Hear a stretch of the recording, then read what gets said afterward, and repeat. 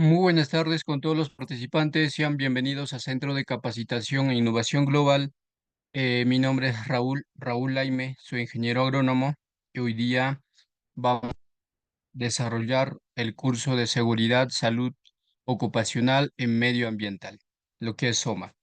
Pues prácticamente SOMA es, es digamos, un tema bastante crucial porque pues es aplicado en las empresas. ¿No es cierto? Y por lo tanto, la importancia de SOMA es para prevenir, ¿no? Prácticamente peligros, riesgos que se pueden presentar en el trabajo. A ver, por favor, me confirman si logran escucharme. Hola.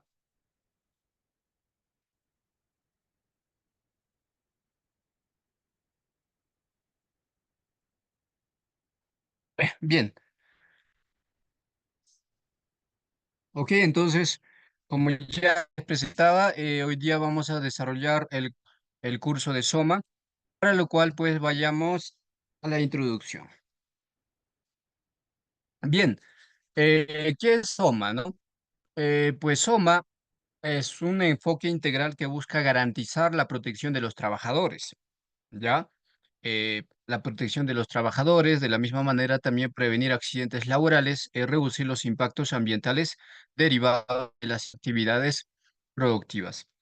Lo que es la implementación de SOMA es especialmente importante en sectores industriales como la minería, construcción y obviamente construcción civil, lo que es la agricultura y manufactura, ¿no es cierto? Donde los riesgos, tanto como la salud de los trabajadores como para el medio ambiente, son más elevados, ¿ya? Entonces, por esa misma razón, pues vamos a eh, no hablar de este curso, ya que pues tiene mucha importancia, ¿no es cierto? En los sectores mencionados. ¿Ya? En la minería, construcción, agricultura y manufactura. ¿Ok? Muy bien, entonces eso sería la parte breve, ¿no? De lo que es la SOMA. ¿Ya? Así es. Ok, entonces para hablar de SOMA, o tenemos que hablar de lo que es el marco legal, ¿ya? Marco legal y normativo de SOMA. Prácticamente, pues, el marco y las normativas van a acaparar a lo que es SOMA, ¿no? Por ejemplo, tenemos lo que es la normativa de seguridad y salud ocupacional. Y para ello tenemos pues a nivel nacional y a nivel internacional. Y vamos a empezar hablando de a nivel internacional de lo que son las normativas de seguridad y salud ocupacional. Tenemos, por ejemplo, a lo que es el OIT. ¿Qué es eso? Pues OIT es Convenio de la Organización Internacional de Trabajo y donde vamos a tener convenio, ¿no? Convenio 155, convenio 187 y convenio 161. En convenio 155, pues habla o se ha hecho un convenio sobre seguridad y salud de los trabajadores, donde se establece pues un marco para la implementación de políticas de seguridad en la salud en el trabajo. Y en el convenio 187, pues igual habla sobre un entorno de trabajo seguro y saludable mediante la mejora continua y el desarrollo de una cultura preventiva. ¿Ya? Y en convenio 161, pues se hizo un convenio sobre los servicios de salud en el trabajo, donde se ha regulado, o lo cual este convenio pues regula la asistencia y asesoría técnica en temas de seguridad y salud en los trabajadores. ¿Ya? Definitivamente. Entonces, son los convenios, ¿no es cierto?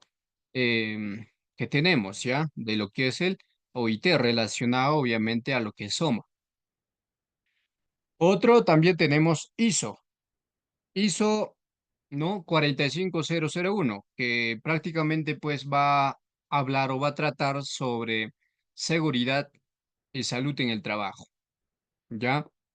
Entonces, ISO 45001 es estándar internacional para la gestión de seguridad y salud en el trabajo. Y este ISO pues proporciona un marco para gestionar riesgos, mejorar las condiciones laborales. Así es. Entonces ahí tenemos, ¿no? Prácticamente dos normativas a nivel internacional, ¿ya? Y creo que está claro, ¿no es cierto?, de lo que hemos tratado, lo que es la salud del trabajador, ¿cierto? Del medio ambiente, entre otras, que está pues en OIT, en los tres convenios donde menciona, y en ISO 45001. ¿Ok? Muy bien. Entonces, ahora pasemos, ¿no?, a lo que es nacional. Bien. Y aquí tenemos normativa de seguridad de salud ocupacional a nivel nacional. Aquí tenemos, pues, de Perú, ¿no? Bueno, de otros países también así va a tener a nivel nacional. Cada país va a también tener sus normativas de seguridad y salud ocupacional. En este caso, pues, vamos a hablar de Perú, ¿no es cierto? Entonces, tenemos, por ejemplo, la ley número 29783. Esta ley habla pues sobre la ley de seguridad, salud en el trabajo, donde se establecen las obligaciones de empleadores y trabajadores en la creación y mantenimiento de entorno laboral seguro, definitivamente. Y pues esta ley requiere la implementación de comités de seguridad y salud en el trabajo en las empresas, ¿ya? Así es. En los sectores que hemos mencionado, obviamente, ¿no? Además, promueve la identificación de riesgos y la implementación de medidas preventivas. ¿Ya? Ok. Muy bien. Entonces, eso sería lo que es la ley número 29783, lo que es la ley de seguridad y salud en el trabajo. Ahora, otro tenemos, por ejemplo, lo que es el reglamento de seguridad y salud en el trabajo, ¿no? Tenemos también lo que es el decreto supremo número 005/2012 Este reglamento pues detalla las obligaciones de las empresas para implementar sistemas de gestión de seguridad y salud. Además, eh, el reglamento habla sobre los procedimientos para la identificación de riesgos, capacitación de trabajadores y auditorías. Y cuando hablamos de auditorías, pues ahí están las auditorías externas y las auditorías internas, ¿no es cierto? ¿Ya? Así es. ¿Qué más? También tenemos otra normativa de lo que es el SUNAFIL. ¿Qué es SUNAFIL? ¿No? SUNAFIL es Superintendencia Nacional de Fiscalización Laboral, que es una entidad encargada de fiscalizar el cumplimiento de las normativas de seguridad y salud ocupacional en las empresas. ¿Ya? O sea, SUNAFIL, tanto empresas privadas como entidades públicas, prácticamente pues va a fiscalizar, ¿no? Para que se cumpla con las normativas de seguridad y salud ocupacional. Así es, ¿ok? Muy bien.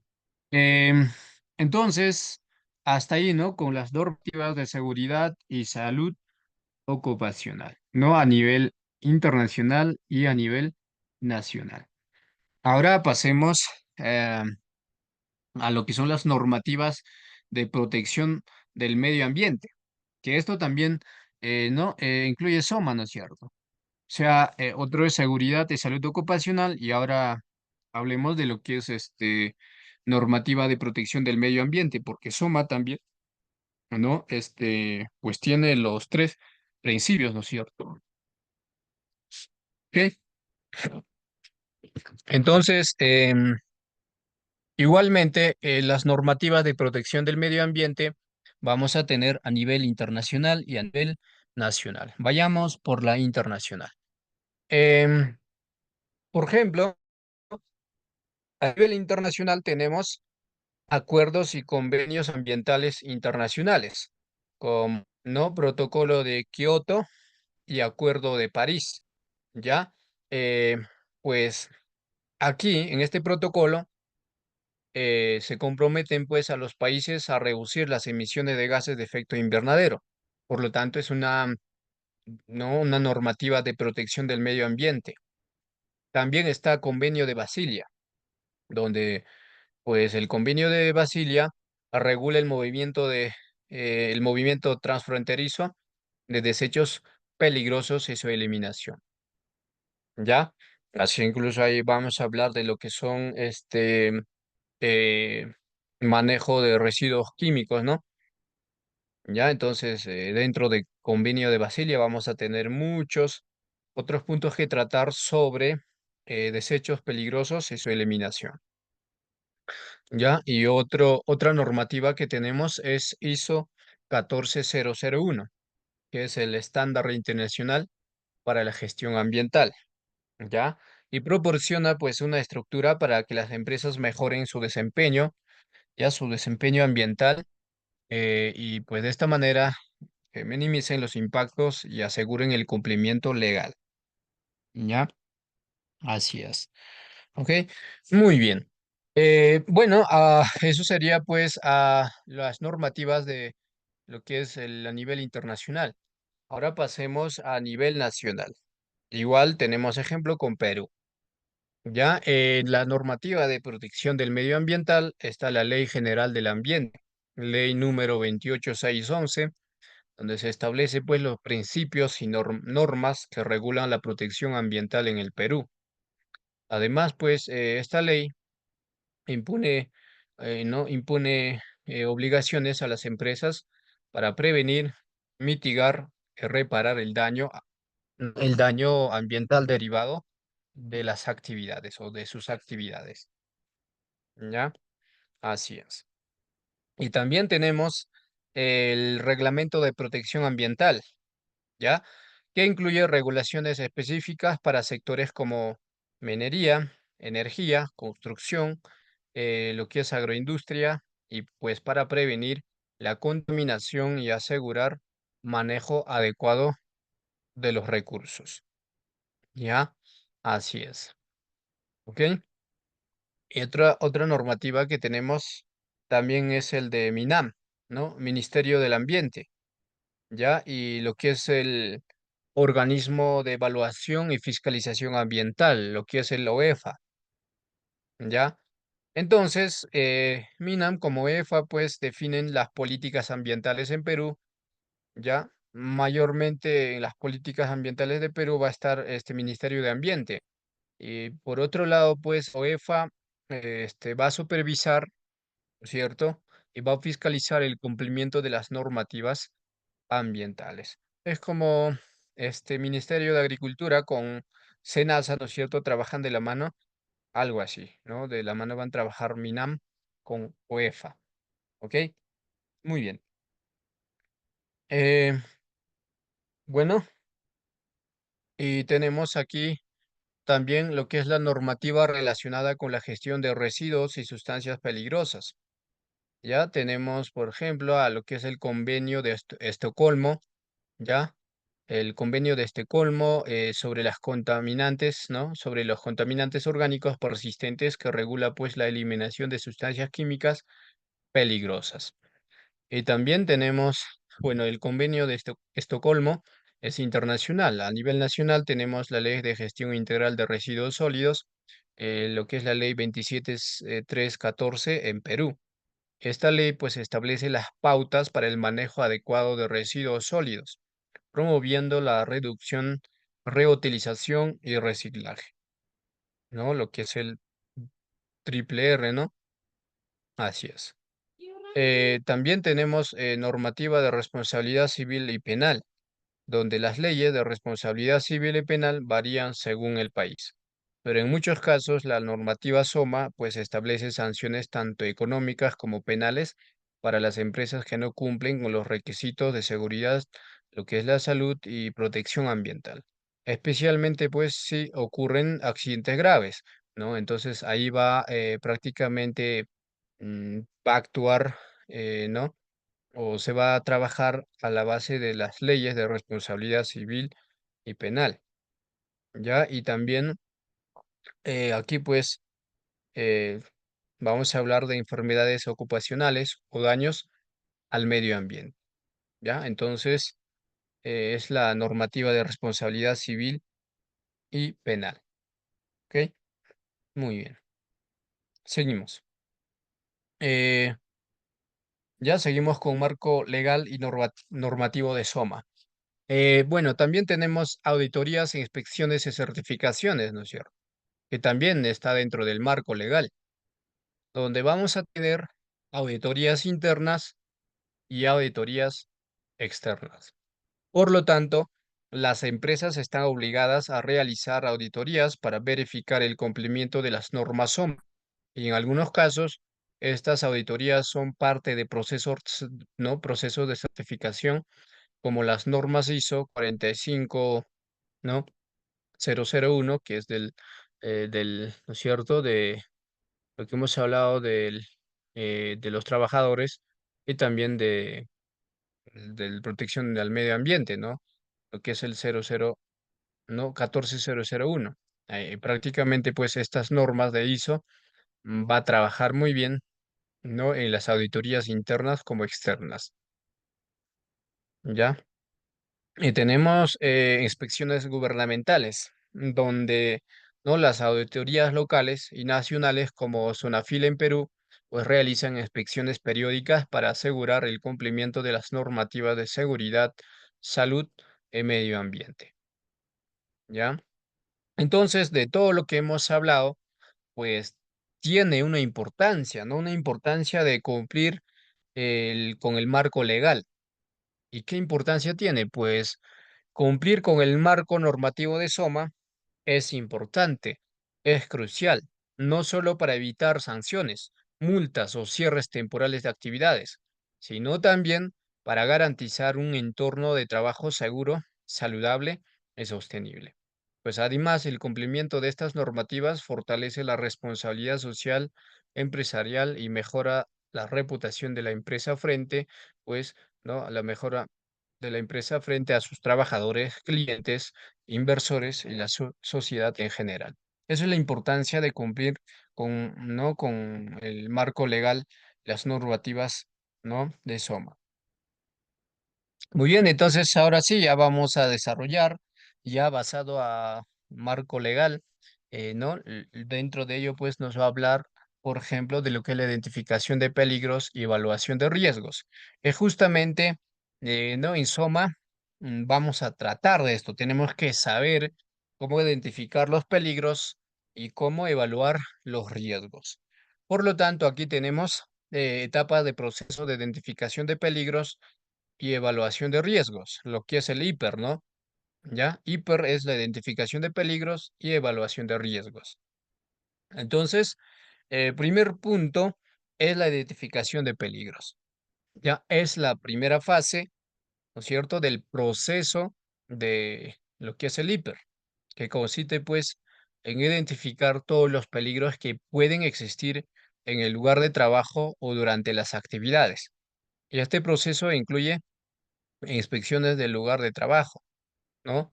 Donde hay que revisar todas las áreas, los equipos y actividades para detectar posibles peligros, ¿no? Ejemplo, los equipos en mal estado, ¿no? Equipos, por ejemplo, de cargadores, de repente, mm, ¿no? Frenos que están ahí un poco mal, las llantas, las manijas, entre otras. Entonces, prácticamente son ¿no es cierto? Mm, prácticamente, pues, eh, equipos que están en mal estado y que están exponiendo a correr riesgos, ¿ya? Eso es lo que tenemos que identificar, que es el primer paso, ¿no? Inspección del lugar de trabajo, ¿ya? Aparte de los equipos, siempre también cómo están las actividades. Solo así vamos a detectar posibles peligros. Después, el segundo paso son las entrevistas con los trabajadores. También, o sea, es la única manera de poder prácticamente, pues, obtener información. De otra manera, no se podría, ¿no? Por lo tanto, tenemos que recoger información de quienes están expuestos a los peligros de primera mano, pues pueden proporcionar detalles valiosos inseguras. ¿Ya? Así es. Y por otro lado, por otro lado, ya por otro lado, también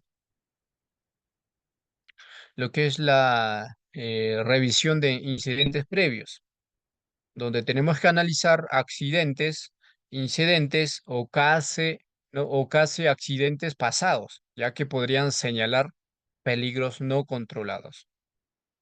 ¿Ya? Así es. Luego está la revisión de documentos, donde pues se incluye manuales de operación de equipo, fichas de seguridad de productos químicos, procedimiento de trabajo, entre otros. Cuando hablamos de fichas de seguridad de productos químicos, mayormente vamos a hablar, ¿no? de sector agrícola, ya donde vamos a o se va a trabajar pues con productos químicos. Por lo tanto, es importante contar con las fichas, ¿no? de cada producto para poder hacer un manejo adecuado y eficiente. ¿Ok? Muy bien. Y luego tenemos lo que es la eh, evaluación de riesgos, que es el segundo paso, ¿ya? Una vez que hemos identificado los riesgos, pasamos a evaluar los riesgos, ¿ya? ¿Ok? Muy bien. Como ya vuelvo a mencionar, una vez identificado ya los peligros, pasamos a evaluar el riesgo que estos presentan, ¿no? De lo que hemos identificado.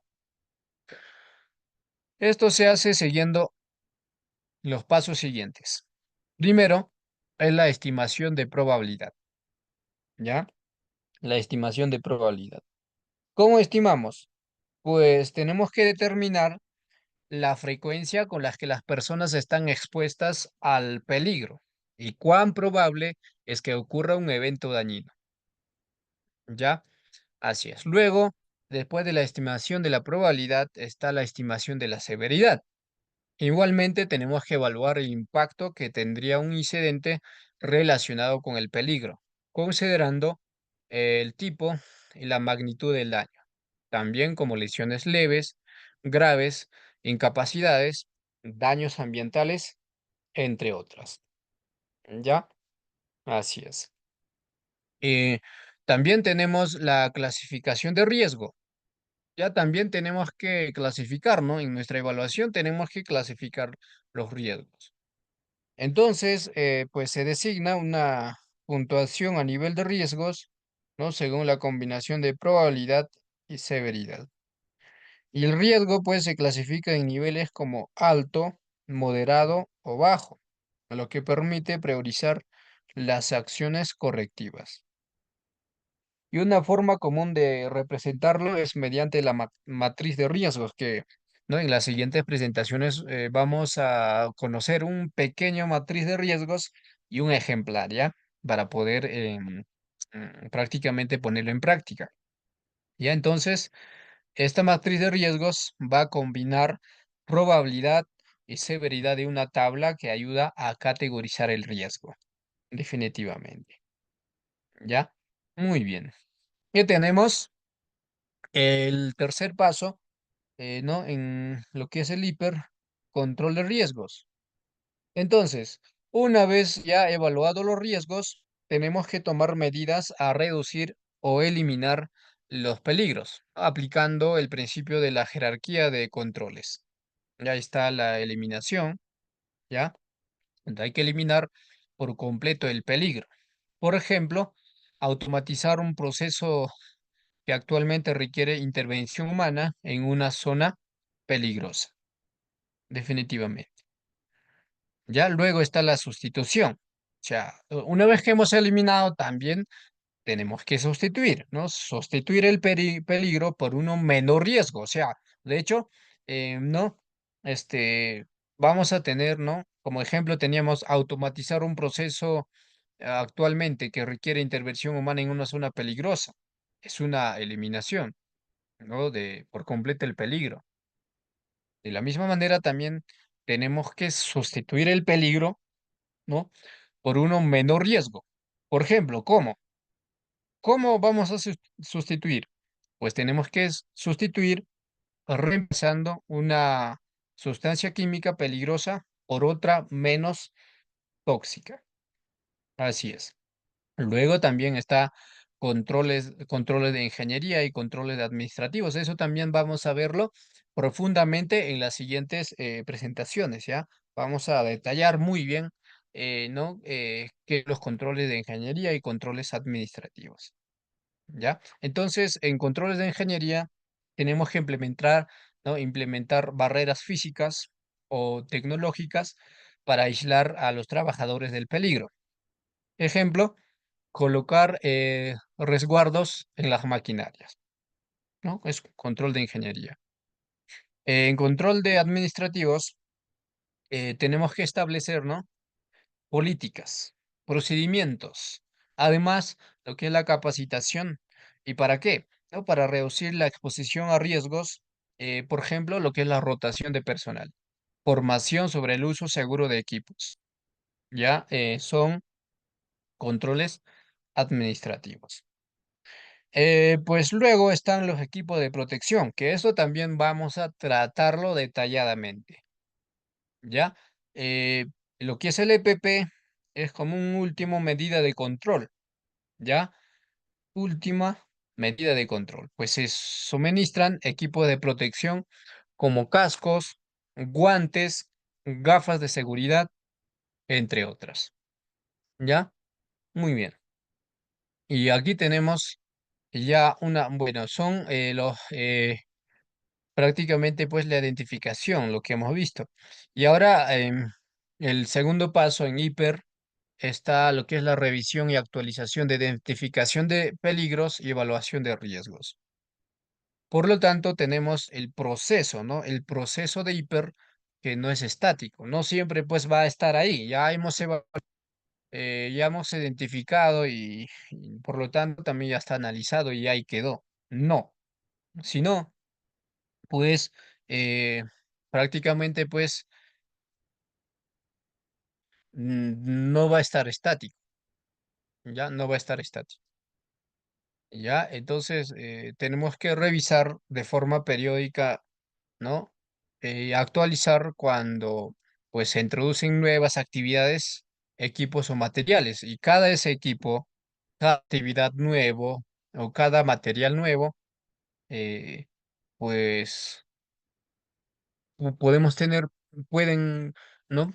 Pueden prácticamente pues tener eh, ciertas, ciertos peligros y eso tenemos que prevenir. Por eso tenemos que actualizar de forma periódica, ¿ya? Además, vamos a actualizar cuando se modifican los procesos de trabajo, cuando ocurren accidentes o incidentes significativos. Por decir, em, un atropello con tractor, ¿no? Con tractor agrícola. ¿Por qué pasó eso? Es un accidente, ¿no es cierto? Pero no para poder modificar el proceso hiper, tenemos que primero evaluar, investigar el por qué, ¿cierto? De repente el personal estaba con audífono o el de repente se vació el freno, entre otras.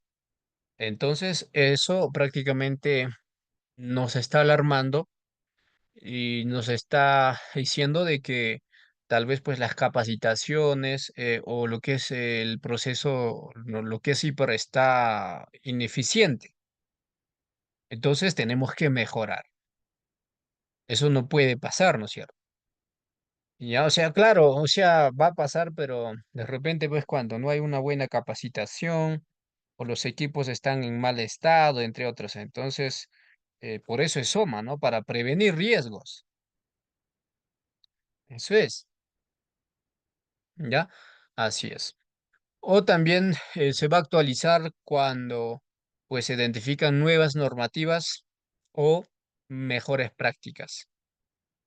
Así es. ¿Y cuáles son los beneficios del hiper?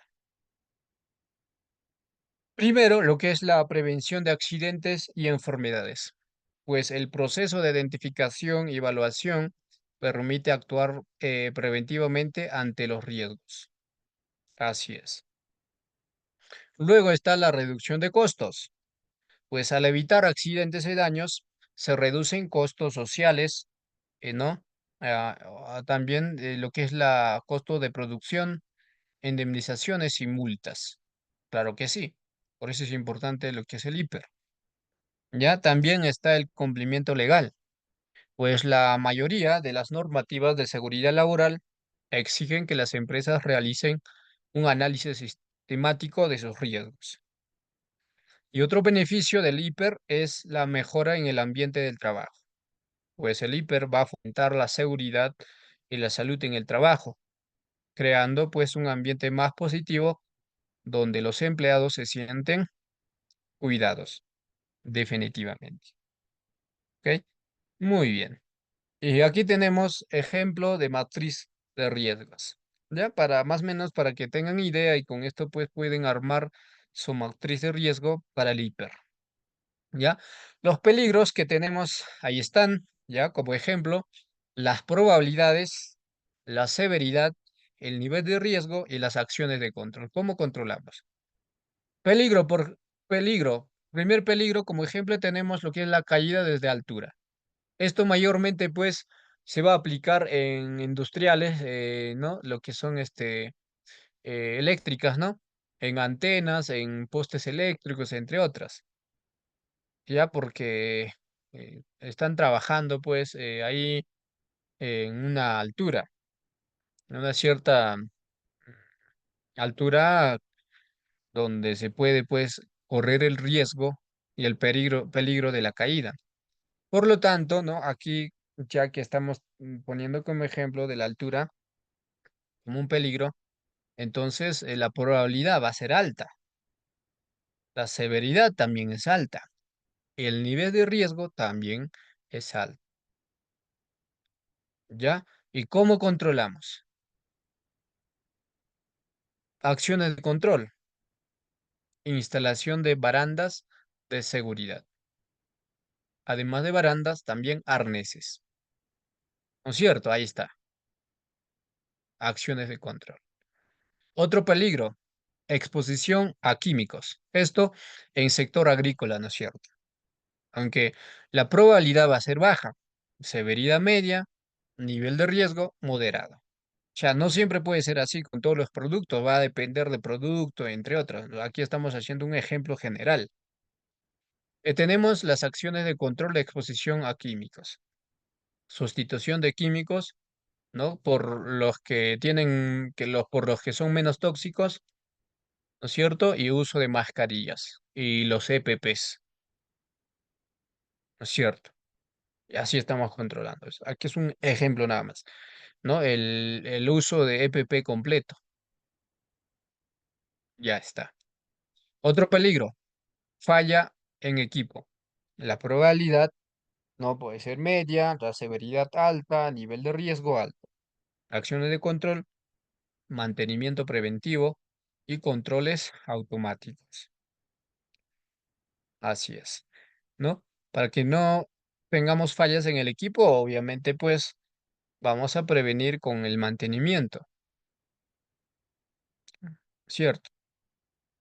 Luego está ruido excesivo, otro peligro. ¿No? Probabilidad alta, severidad baja, nivel de riesgo moderado. Acciones de control, uso de protectores auditivos. Además, rotación de personal. Solo así vamos a controlar, ¿cierto? Este peligro. ¿Ya? Así es. ¿Ok? Muy bien. Ahora sí, entonces, hasta ahí terminamos con lo que es el hiper, ya identificación de peligros y evaluación de riesgos. Ahora pasemos a controles de ingeniería y controles administrativos, lo que les hablaba. Ya, entonces vayamos primero por controles de ingeniería. Los controles de ingeniería son medidas físicas o técnicas diseñadas para eliminar o reducir el contacto de los trabajadores con los peligros, ¿ya? Y estos controles pues intervienen directamente en el entorno del trabajo, ¿ya? El equipo o los procesos y son preferidos en la jerarquía de controles porque pues actúan sobre el peligro en sí, no solo en las personas. Y las características de controles de ingeniería tenemos, pues actúan directamente sobre la fuente del peligro. No dependen del comportamiento humano, lo que los hace más fiables. Y su implementación pues suele requerir una inversión inicial, pero pueden ser altamente efectivos y sostenibles a largo plazo. ¿Ya? Así es. Y aquí tenemos ejemplos de controles de ingeniería. Primer ejemplo, aislamiento de peligros. ¿Ya? Aislamiento de peligros. Donde hay que separar físicamente a los trabajadores de peligro. Por ejemplo, utilizar barreras o ¿no? encerramientos para aislar tipos peligrosos. Ahí está. Primer ejemplo, ¿no? Aislamiento de peligros. También está sistemas de ventilación, donde hay que utilizar, ¿no? Extractores o ventilación adecuada para controlar la exposición a gases, humos o polvo. Así es. Otro ejemplo, resguardos en maquinaria, ¿no? En la maquinaria, ¿no? Resguardos en la maquinaria, también donde hay que colocar protecciones en partes móviles de máquinas para evitar el contacto accidental. Así es. ¿Ok? Muy bien. Otro ejemplo, sistema de automatización. Ya, igual, ¿no? Se tiene que, cuando hablamos de control de ingeniería, auto, no, cuando hablamos de sistemas de automatización, vamos a hablar de automatizar tareas peligrosas para minimizar la exposición de los trabajadores a riesgos directos. Por ejemplo, robots en la manipulación de sustancias químicas, ya que robots no es un ser humano, por lo tanto no va a tener problemas. Es una forma, ¿no es cierto?, de automatizar tareas peligrosas. Otro ejemplo, la reducción de ruido, donde se puede instalar, por ejemplo, paneles acústicos, ¿cierto? Amortiguadores o barreras para reducir el nivel de ruido en áreas de trabajo ruidosas. Así es. Luego está contención de derrames, como instalación de sistemas de contención o drenaje para evitar que las sustancias peligrosas se dispersen en caso de derrames, definitivamente. ¿Ya? Así es. Entonces, aquí nos cerramos con controles de ingeniería. Ahora pasemos a controles administrativos. ¿Ya? Entonces, los controles administrativos ya son medidas organizacionales, procedimientos que buscan modificar la forma en que las personas trabajan para reducir la exposición al peligro. Y estos controles pues no eliminan el riesgo, sino que intentan gestionar la exposición a través de planificación y gestión de trabajo. Ahí tenemos las características de controles administrativos. Pues controles administrativos se enfocan en los procedimientos y la organización del trabajo, ¿ya? Además, dependen de la supervisión y el comportamiento humano. Mientras eso es la diferencia, ¿no es cierto? Mientras que controles de ingeniería en sí trabajan en el mismo peligro, donde se puede correr riesgos de peligro. En cambio, aquí en el comportamiento humano, en el otro en comportamiento del peligro mismo, ¿no? Pues entonces a menudo son más fáciles, rápidos de implementar, pero pueden no ser tan eficientes, ¿no? Como los controles de ingeniería si no se aplican correctamente.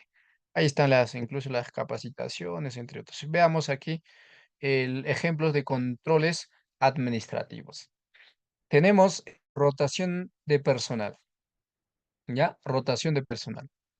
Em, donde tenemos que dar a los trabajadores expuestos a tareas peligrosas, ¿no? Para reducir el tiempo de exposición individual. Otro ejemplo, capacitación y formación. donde hay que instruir a los empleadores a la correcta utilización de los equipos, ¿no? Procedimientos, respuestas ante emergencias. Y cuando hablamos de equipos, obviamente, pues estamos hablando de lo que son los equipos de protección personal, ¿ya? Así es. Y también se capacita, pues, cómo responder ante emergencias. Otro ejemplo, procedimiento de trabajos seguros. Igual, en controles administrativos se tienen que establecer normas y protocolos que deben, ¿no? seguirse al realizar tareas peligrosas, como el bloqueo y etiquetado. Como, ¿no? El bloqueo y el etiquetado es para evitar la activación accidental de maquinaria. También está lo que son las señalizaciones, donde hay que colocar, ¿no? carteles de advertencia en áreas peligrosas o con equipos riesgosos, ¿ya? Los horarios de trabajo ajustados, donde hay que planificar los horarios para reducir el tiempo de exposición a ambientes peligrosos, como ambientes ruidosos o con temperatura extrema. Así es. Luego está la supervisión y controles de acceso, donde hay que limitar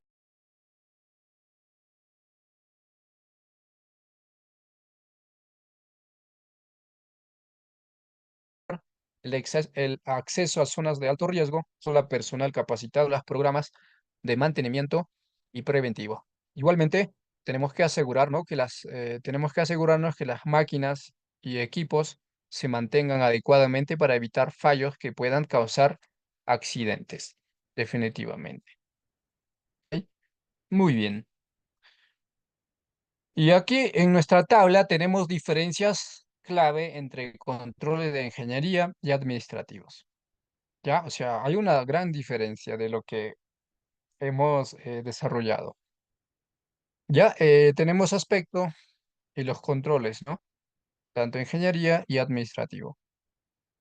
Primer aspecto es la actualización sobre el riesgo, ¿ya? Actualización sobre el riesgo.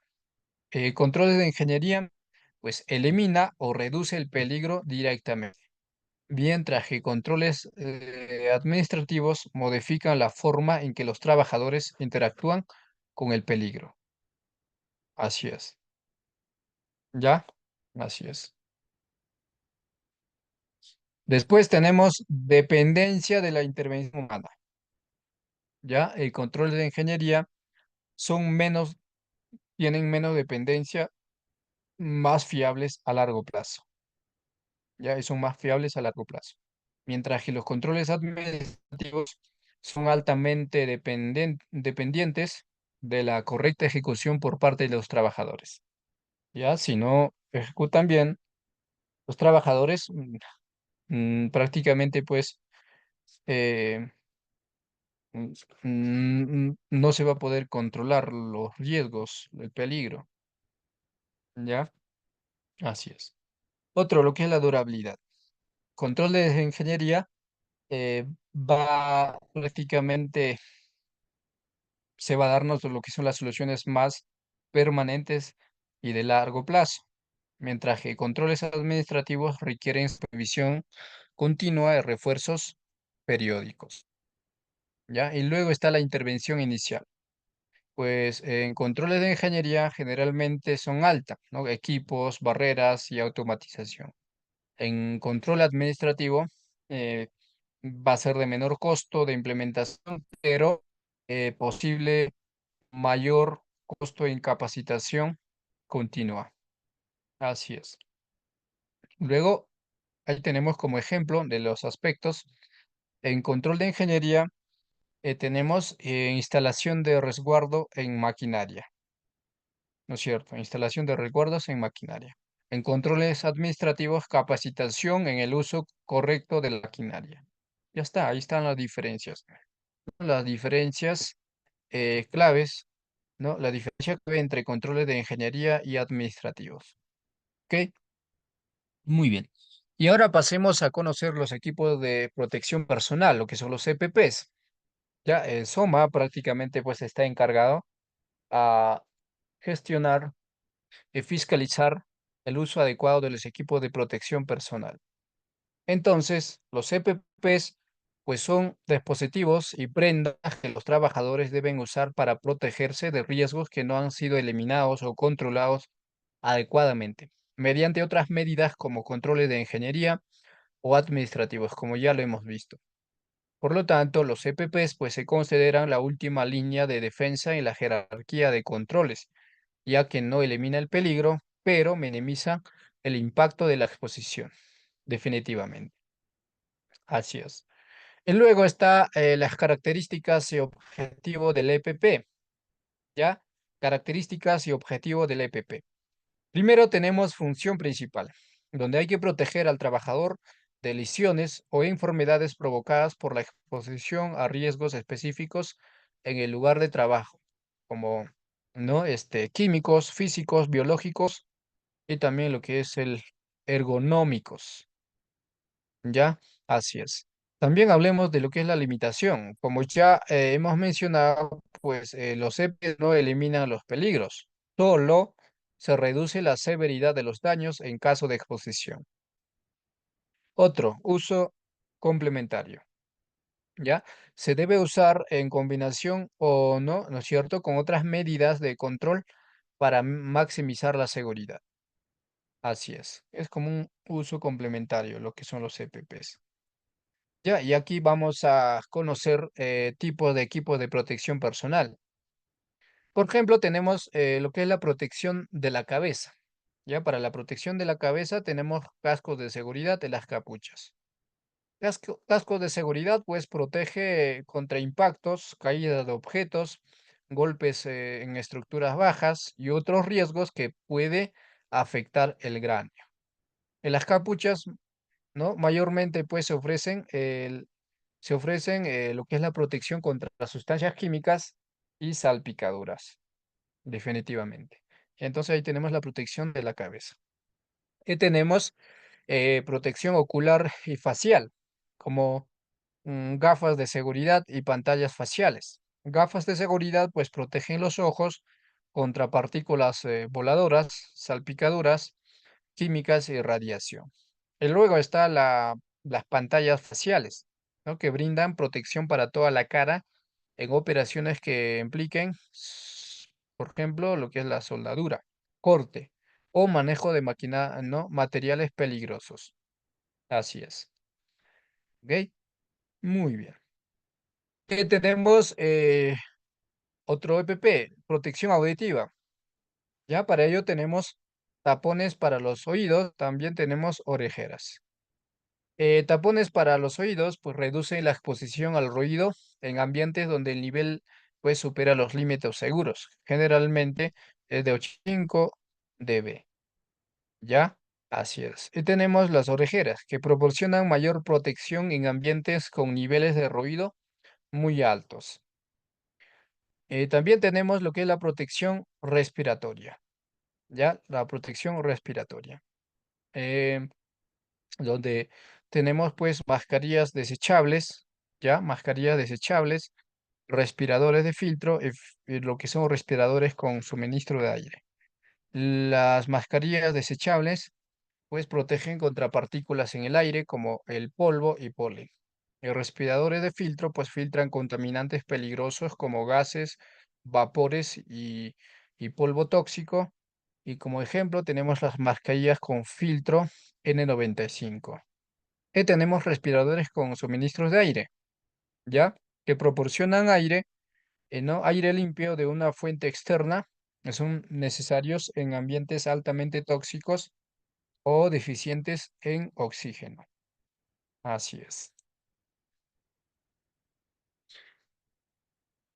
También tenemos protección de manos y brazos, como guantes, ¿ya? Y los guantes, en guantes pues vamos a tener diferentes tipos según el riesgo, como de riesgo de corte, de calor, de frío, de productos químicos y electricidad. Por lo tanto, vamos a tener guantes látex o nitrilo que protegen contra sustancias químicas y biológicos. Y los guantes resistentes a cortes que son usados, ¿no? En operaciones con objetos afilados. y también vamos a tener guantes dieléctricos, ¿no? Y los guantes dieléctricos pues protegen contra riesgos eléctricos, ¿no? Para evitar ¿no? Prácticamente pues ¿no? El contacto con la electricidad. Así es. Luego está protección de pies y piernas, como calzado de seguridad, botas dieléctricas y botas antiestáticas, ¿no es cierto? ¿Ya? Entonces, el calzado de seguridad son botas con punteras reforzadas, generalmente de acero o composite, ¿no? Que protegen los pies de impactos y también de compresiones. Tenemos botas dieléctricas, ¿no? Que son usadas para trabajos eléctricos para evitar descargas. Y por otro lado, tenemos botas antiestáticas, ¿no? Que previenen la acumulación de electricidad estática en áreas explosivas. Definitivamente. Ahí tenemos entonces las fotografías también como ejemplo. Otro, protección del cuerpo. Vamos a tener ropa de protección, como ropa ignífuga y ropa anticorte. Entonces, ropa de protección es para resguardar la piel contra sustancias químicas salpicadoras de líquidos, radiación y altas temperaturas. Lo que es la ropa ignífuga protege contra el calor extremo y el fuego, ¿ya? Ahí utilizan, por ejemplo, los bomberos bastante. La ropa anticorte que protege a los trabajadores ¿no? Para que puedan manipular herramientas afiladas. Así es. Y tenemos protección contra caídas. Entonces, ahí tenemos arneses de seguridad que son utilizados en el trabajo en altura, como construcción o mantenimiento de plataformas elevados para evitar caídas. También están las cuerdas de seguridad y anclajes que aseguran al trabajador al punto de anclaje mientras que realiza su trabajo. Así es. ¿Ok? Muy bien. Bueno, luego viene la selección de EPP adecuado, ¿no? ¿Cómo seleccionamos de forma adecuada? Pues tenemos que primero eh, evaluar el tipo de riesgo, ¿ya? Así es. ¿No? De esta manera, evaluando, pues vamos a identificar los peligros presentes. Luego también tenemos que ver las condiciones de trabajo. Entonces, el entorno laboral y las condiciones ambientales como la temperatura, humedad, entre otras, pues influyen en la selección de los equipos de protección del personal. Y en donde también tenemos que trabajar con normativas aplicables. Entonces, es crucial que los EPPs cumplan con las normativas estándares nacionales o internacionales, como las normas OSA, que es de Estados Unidos, o las normativas de Comisión Europea, que son normativas internacionales. También está pues el uso adecuado de mantenimiento y mantenimiento de los equipos de protección. Entonces, para que los EPP sean efectivos es necesario la capacitación del personal, ¿ya? También está la revisión periódica y mantenimiento, ¿ya? Entonces, los equipos de protección personal reutilizables deben mantenerse limpios y en buen estado. Equipos como respiradores, pues requieren un mantenimiento más especializado, ¿no es cierto?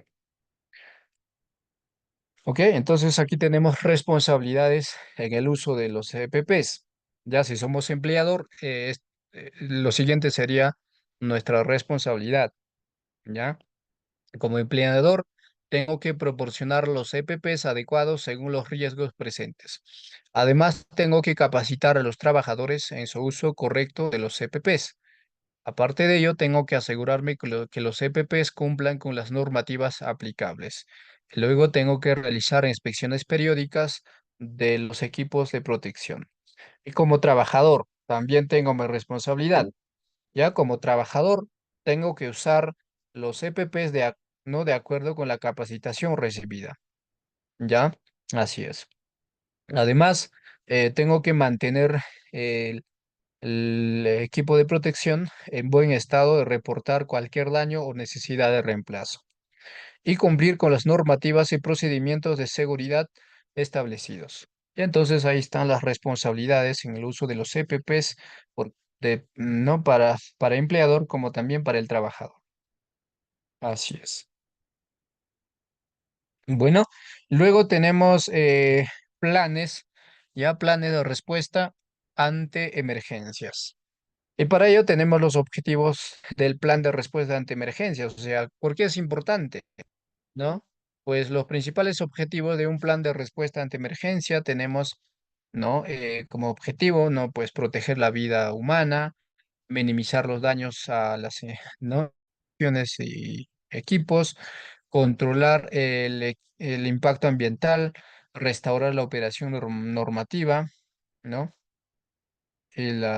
Y cumplir con la normativa legal. Ya son objetivos del plan de respuesta ante emergencias. Y luego tenemos componentes clave de un plan de respuesta ante emergencias, ya como evaluación de riesgos. Entonces, la planificación pues comienza con la identificación y evaluación de los peligros que podrían desencadenar una emergencia, como incendios, derrames de sustancias peligrosas, accidentes laborales graves, desastres naturales, explosiones y amenazas de seguridad. ¿Ya? Así es. Y aquí tenemos roles y responsabilidades. ¿Ya? Entonces, el plan de respuesta ante emergencias debe definir claramente los roles y responsabilidades de las personas encargadas de ejecutar el plan en caso de emergencias, como equipo de respuesta a emergencias, también coordinar, debemos contar con un coordinador de emergencia, brigadas de evacuación, primeros auxilios y contraincendios, y también los trabajadores, donde todos deben estar informados de sus responsabilidades durante una emergencia y cómo evacuar de manera segura. Y aquí tenemos procedimientos de emergencias. ¿Ya? Entonces se tiene que incluir instrucciones detalladas, ¿no? Para responder ante diferentes tipos de emergencias. Estos procedimientos deben cubrir la detección, notificación, evacuación, primeros auxilios y control de emergencias, definitivamente. Y aquí tenemos lo que son los recursos, equipos. Ya, entonces el plan debe especificar los recursos disponibles para enfrentar la emergencia. Los equipos tenemos pues como extintores, equipos contra incendios, botiquines de primeros auxilios, también están los equipos de protección personal, sistemas de alarma y comunicación, em, también están los equipos de rescate, evacuación como huerdas, camillas, entre otras, ¿no es cierto? Que son recursos y equipos. Luego está comunicación y coordinación. Pues igual va a ser esencial establecer protocolos claros de comunicación para garantizar que toda la información fluya de manera eficiente, como internamente como externamente. ¿Ya? Así es. Y luego está lo que es la evacuación en simulacros, que es un aspecto crucial del plan de procedimiento de evacuación. Aquí tenemos que hablar de rutas de escape, ¿no? Puntos de encuentro, simulacros regulares, entre otros. Y luego está la atención médica de primeros auxilios, donde hay que contar pues con ¿no? Con brigadas de primeros auxilios y también la coordinación con servicios médicos, lo cual pues va a garantizar la llegada rápida de ambulancias y equipo de emergencias médicas. ¿Ya? Así es. Y luego está la restauración de las operaciones. Una vez ya controlada la emergencia, el plan debe incluir procedimientos para restablecer las actividades normales, como evaluación de daños, limpieza, reparación, y también está la reanudación, o lo que es la reanudación de operaciones. ¿Ya? Y para ello, planes de respuesta ante emergencias, tenemos también normativas aplicables, como lo que es el OSA de Estados Unidos, también lo que es el NFPA, ¿no? Mejor dicho, 1600, ¿ya? También está el ISO 22320 sobre la gestión de emergencias de respuesta a accidentes.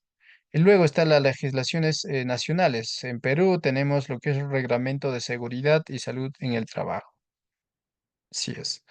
Y para finalizar, aquí tenemos un ejemplo de estructura de plan de respuesta ante emergencia.